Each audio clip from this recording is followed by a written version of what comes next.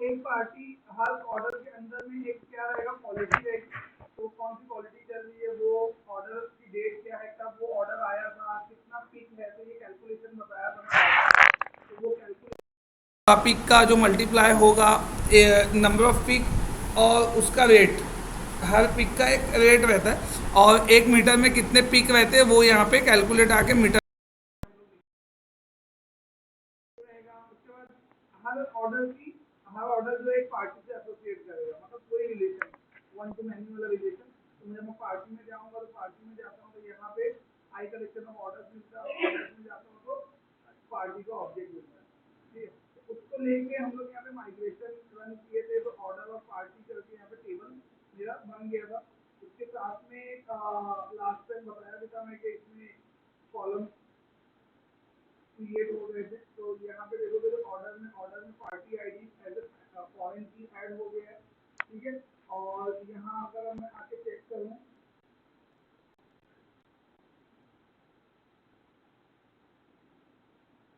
की में party ID as a primary key मुझे यहाँ पे मिल जाएगा। ठीक है, तो रिलेशन कैसा हो गया कि एक पार्टी क्रिएट होगी पहले, फिर वो पार्टी के अंदर में multiple order, one order, two order, three order, four add होते जाएगा। तो जब ऑर्डर ऐड होते जाएगा तो हर ऑर्डर से रिलेटेड कौन सी क्वालिटी, तो ऑर्डर वन में क्वालिटी कौन सी है, और उसको ऑर्डर डेट कब है और एस्टिमेटेड कंप्लीशन डेट कब है, वो अभी हम लोग ये लेंगे। हर ऑर्डर का पिक अलग अलग रहेगा, हर ऑर्डर का पिक का रेट अलग अलग ये लोग को मिलता है ऑर्डर के बेसिस पे। ठीक है, कौन सा ऑर्डर कब क्रिएट हुआ है और कौन सी पार्टी के लिए क्रिएट हुआ है, तो ये डेटाबेस से मेरे को मालूम पड़ जाएगा। ठीक है, अब ये बनाने के लिए मैं क्या किया था, ये बनाने के लिए लास्ट टाइम मैं दो मॉडल यहाँ पे लिया था। एक ऑर्डर का मॉडल लिया था, एक पार्टी का मॉडल, और एक वर्कर मॉडल भी हम लोग लिया है। लेकिन इसका जो है ऑब्जेक्ट जो है हम लोग वहाँ पर बनाए नहीं है कॉन्टेक्स्ट के अंदर। तो यहाँ पे अगर मैं माइग्रेट वर्कर डीबी कॉन्टेक्स्ट में, तो यहाँ पे वर्कर नहीं बना हुआ है, इसकी वजह से उसका टेबल भी नहीं बना हुआ है। तो सबसे पहला काम वही कर देता हूँ, मैं यहाँ पे बना देता हूँ डीबी सेट ऑफ वर्कर। ठीक है, वर्कर्स, कंट्रोल शिफ्ट बी कर दिया मैं। कंट्रोल शिफ्ट बी करने के बाद सीधा माइग्रेशन रन करना पड़ेगा। ये कहाँ से आया, प्रोडक्ट कहाँ से आ गया बीच में। अच्छा, ये मैं एक्सप्लेन कर रहा था कि आई प्रोडक्ट अगर रहेगा तो प्रोडक्ट यहाँ पे आएगा। इसको डिलीट कर देता हूँ मैं। अब देखो तुम्हारा ये सॉल्यूशन एक्सप्लोरर है। अब यहाँ पे एक और विजुअल स्टूडियो की ट्रिक है। लेट से मैं ये फाइल अभी ओपन किया बराबर। अब मैं यहाँ पे सॉल्यूशन एक्सप्लोरर में गया, तो अब ये आई प्रोडक्ट फाइल को, आई प्रोडक्ट नाम की फाइल को मेरे को ढूंढना पड़ेगा कि कहाँ पे है, तभी तो मैं उसको डिलीट कर पाऊँगा। तो उसका एक शॉर्टकट है, यहाँ पे देखो ये दिख रहा है सिंक विद एक्टिव डॉक्यूमेंट। इस पर क्लिक करोगे ना तो ऑटोमेटिक वो खुद ढूंढ के ला के सॉल्यूशन एक्सप्लोरर में उसको सेलेक्ट, जो ओपन डॉक्यूमेंट है, जैसे फॉर एग्जांपल पार्टी कंट्रोलर है। अब पार्टी कंट्रोलर को ढूंढना पड़ता है इधर से, तो नेम वगैरह करने के लिए, तो ये सिंक विद एक्टिव डॉक्यूमेंट जब तो पार्टी कंट्रोलर ऑटोमेटिकली सेलेक्ट हो जाएगा। तो इससे बहुत सारा टाइम बचता है, कंप्यूटर ढूंढते रहते हैं ना उधर। तो अभी मेरे को याद भी नहीं था कि मैं आई प्रोडक्ट कहाँ पे बनाया है। तो मैं क्या किया, इसको डायरेक्ट यहाँ पे आके ये सिंक विद एक्टिव डॉक्यूमेंट कर दिया, तो ये बता दिया तो यहाँ पे आई प्रोडक्ट बना हुआ है। अभी अपना प्रोडक्ट को कुछ नहीं था, मैं इसको एक्सप्लेन करने के लिए बता रहा था ये इंटरफेस के बारे में। तो इसको मैं डिलीट कर दिया। ठीक है, और हम लोग क्या काम वहाँ पर किए थे प्रोडक्ट सर्विस से रिलेटेड। तो हम लोग यहाँ पे आई जेनेरिक सर्विस क्रिएट किए थे और यहाँ पे टी ऐड कर दिए थे। ठीक है, उसके बाद यहाँ पे आई पार्टी सर्विस में क्रिएट किया था, यहाँ पे party as a T parameter add किया था। तो टी पैरामीटर ऐड करने की वजह से आई जेनेरिक में टी की जगह पे जो भी पैरामीटर ऐड किए वो ऐड हो जाता था। तो ये फंक्शन की डेफिनेशन मेरे को मिल जाती है। अब मैं क्या चाहता हूँ, ये जो आई जेनेरिक सर्विस है,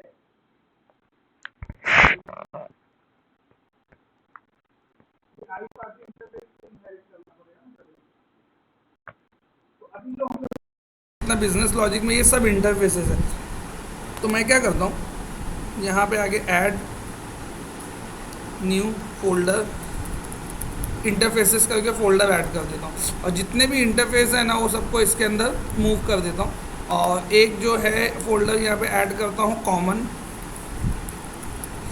कॉमन के अंदर मैं क्या करता हूँ, जैनविक को मूव कर दिया, ठीक है, जैनविक को यहाँ डाल दिया। तो जब भी ऐसा करोगे ना, यहाँ पे फोल्डर का नेम यहाँ पे ऐड कर दो, हालांकि इससे कोई फ़र्क नहीं पड़ेगा, लेकिन कैसा है कि कैसा एक यूनिफॉर्मिटी मेंटेन रहेगी, उससे समझ में आता है कि ये नेम स्पेस पढ़ के समझ में आ जाएगा कि प्रोजेक्ट के अंदर, बिजनेस लॉजिक के प्रोजेक्ट के अंदर कॉमन फोल्डर के अंदर ये वाली फाइल है। हालांकि मैं नहीं भी लिखूंगा तो ये कोई फ़र्क नहीं है। ये आई पार्टी सर्विस को भी मैं इसके अंदर से यहाँ से इंटरफेस में डाल दिया। और ये क्या है, ये क्लास को मैं डिलीट कर देता हूँ, मैं नहीं बना लूँगा। पहले एक बार प्रोजेक्ट को एक स्टेबल पोजीशन में लेके आ जाऊँ मैं, ठीक है, ये हो गया। और आई वर्कर सर्विस इंटरफेस है तो इसको इधर इंटरफेसेस में ऐड कर दिया, ठीक है। अब यहाँ पे आके देखते हैं, यहाँ पे कुछ नहीं है, एरर, यहाँ पे एरर क्यों दे रहा है, क्योंकि ये जो आई जेनरिक था ये पहले कहाँ पे था, पहले ये बिजनेस लॉजिक के अंदर था, तो डायरेक्ट बिना नेम स्पेस इंपोर्ट किए आ गया था। अब मेरे को क्या करना पड़ेगा, नेम स्पेस इंपोर्ट करना पड़ेगा। तो ये कहाँ पे है, कॉमन फोल्डर के अंदर है। तो मेरे प्रोजेक्ट का नेम क्या है, textile reporting dot business logic dot common folder में। तो देखो एरर चला गया। मैं हमेशा कंट्रोल डॉट करता हूँ, लेकिन मैं अभी क्यों बता रहा हूँ, क्योंकि मैं वो जो कॉमन ऐड किया था इसके लिए बता रहा हूँ। तो कंट्रोल डॉट से भी हो जाता वो, ऐसा कुछ नहीं है। इसको राइट क्लिक करके यहाँ पे सॉर्ट कर लो, ये जो अनयूज नेम स्पेस है वो निकाल देगा। कंट्रोल शिफ्ट बी करो, एरर देगा, बिकॉज वहाँ पे भी सेम चीज़ करना पड़ेगा मेरे को। तो यहाँ पे भी आके इसको अभी मैं कंट्रोल डॉट से करके बता देता हूँ। तो ये मेरा एकदम क्लियर एंड क्रिस्प कोड, मतलब एक फाइल में तुमको कम से कम कोड जो है वो दिखेगा, ठीक है। अब यहाँ पे जो भी आई जेनरिक सर्विस के अंदर जो भी फंक्शन है वो फंक्शन आई वर्कर सर्विस में ऑलरेडी इनहेरिट होके आ चुके हैं। मतलब कौन कौन से फंक्शन आ चुके हैं, फंक्शन आ चुके हैं ऐड, रिमूव, एडिट और गेट ऑल।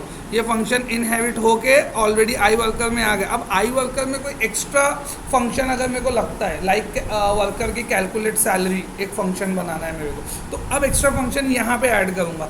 और बाकी ऐड, अपडेट, डिलीट के फंक्शन जो है वो जेनरिक फंक्शन जो है जेनरिक सर्विस से ही आ जाएंगे। तो उसके लिए मेरे को सोचने की ज़रूरत नहीं है। मेरी बात समझी मैं क्या बोला। एक और एग्जांपल से हम लोग समझ सकते हैं, लाइक यहाँ पर पार्टी है, ठीक है। तो पार्टी के अंदर जैसे मैं बोला था जो स्पेशलाइज्ड फंक्शन है, लाइक गेट ऑर्डर्स, या ये हाँ अच्छा, ये तो मैं एक्सप्लेन किया था लास्ट टाइम। गेट ऑर्डर्स को मैं ओवरलोड किया था कि कोई पार्टी का ऑब्जेक्ट मैं पास करूं और उससे उसके नंबर ऑफ ऑर्डर्स, पूरे ऑर्डर की लिस्ट निकलना चाहिए। या मैं पार्टी का आईडी पास करूं, इंटीजर आईडी, उससे भी ऑर्डर की लिस्ट निकलना चाहिए। तो ये पार्टी स्पेसिफिक स्पेशलाइज फंक्शन है। तो यहाँ मेरे को ऐसा लग रहा है कि मेरे पास 2 फंक्शन है, लेकिन यहाँ कितने फंक्शन है, जो यहाँ से आ रहे हैं 4 फंक्शन वो भी है, और यहाँ के 2 फंक्शन। तो मतलब ये इंटरफेस में टोटल कितने फंक्शन है, 6 फंक्शन है। मेरी बात समझ में आई मैं क्या बोला, बात समझी, ठीक है। अब देखो ये इंटरफेस को मेरे को करना है इनहेरिट, ये इंटरफेस को मेरे को का लिखना है मेरे को इम्प्लीमेंटेशन। तो यहीं पे आके एक फ़ोल्डर क्रिएट करना है, ऐड फोल्डर। देखो ऐसा ज़रूरी नहीं है, मैं प्रोजेक्ट स्ट्रक्चर एकदम क्लीन रखने के लिए फ़ोल्डर्स बना रहा हूँ। तो यहाँ पे लिखो IMPL, मतलब इम्प्लीमेंटेशन वाले फ़ोल्डर, IMPL। तो IMPL के अंदर जाके एक क्लास ऐड करो। अब किसको इनहेरिट करना है, मेरे को पार्टी सर्विस को ही इनहेरिट करना है, ठीक है। तो पार्टी सर्विस इंटरफेस को इनहेरिट करने के लिए जो क्लास है वो क्या बनेगी, पार्टी सर्विस। खाली आई निकल जाएगा ताकि उसको पढ़ के ही समझ में आ जाएगा कि ये कौन से इंटरफेस को इनहेरिट करने वाली क्लास है। तो मैं यहाँ पे एक क्लास क्रिएट किया, क्लास का नेम यहाँ पे मैं पास कर दिया पार्टी सर्विस। यहाँ पे आके मैं इनहेरिट किया आई पार्टी सर्विस। जैसे ही मैं इसको इनहेरिट करता हूँ तो ये एरर देना स्टार्ट कर देता है। ये क्या बोलता है कि आई पार्टी सर्विस में 6 फंक्शन है और वो 6 फंक्शन के इम्प्लीमेंटेशन ये क्लास के अंदर नहीं लिखा हुआ है, क्योंकि क्लास इंटरफेस का फंडा कैसा है कि तुम कोई एक पर्टिकुलर क्लास से तुम क्या करते हो, कोई इंटरफेस को इनहेरिट करते हो। तो वो इंटरफेस में जितने भी एब्स्ट्रैक्ट फंक्शन है उनकी डेफिनेशन मेरे को इनहेरिट करने वाली क्लास में लिखना पड़ता है। मतलब अगर ये क्लास ये इंटरफेस को इनहेरिट करेगी तो ये क्लास की रिस्पॉन्सिबिलिटी बन जाएगी कि वो आई पार्टी सर्विस के अंदर जितने भी एब्स्ट्रैक्ट फंक्शन है उनकी डेफिनेशन लिखे। तो ये रिस्पॉन्सिबिलिटी एक कंट्रोल डॉट से भी पूरी हो जाती है। तो डाल दिया मैं, तो जितने फंक्शन ऊपर थे वो फंक्शन पूरे नीचे कोड देखो जनरेट होके आ गया। हाँ 6 के 6 आ गए ना, 6 ही दिखाएगा ना। एक तो 4 तो आई जेनरिक से आ रहा है और 2 जो है वो पार्टी में आ रहा है, तो टोटल 6 की डेफिनेशन लिखना पड़ेगा। समझ में आया क्या क्या किया मैं? तो ये फंक्शन, अब यहाँ पे हम लोग अपनी डेफिनेशन लिखेंगे कि मेरे को ऐड के लिए क्या करना है, मेरे को एडिट के लिए क्या करना है। समझ लो क्या? यहाँ पे अब क्या होगा, एक्चुअल में डेफिनेशन लिखेंगे। तो अब यहाँ पे मैं क्या करता हूँ, डिपेंडेंसी इंजेक्शन इम्प्लीमेंट करती है। यहाँ तक समझा तुमको? ठीक है। तो अब यहाँ पे हम लोग क्या करेंगे, डिपेंडेंसी इंजेक्शन का काम करेंगे। अब डिपेंडेंसी इंजेक्शन बेसिकली है क्या? डिपेंडेंसी इंजेक्शन हम लोग पहले देखे डिपेंडेंसी इंजेक्शन, मतलब थियरी बताया और डिपेंडेंसी इंजेक्शन। तो डिपेंडेंसी इंजेक्शन का फंडा कैसा है वो समझ लो। देखो अब अभी ये जो मेरी क्लास है, अगर मैं यहाँ पे ये गौर से सुनो, बहुत इंपॉर्टेंट चीज़ है ये तुमको। आवाज नहीं आता क्या लगा? इतनी तेज पंखी की आवाज आ रही है सर। आवाज बहुत खराब है।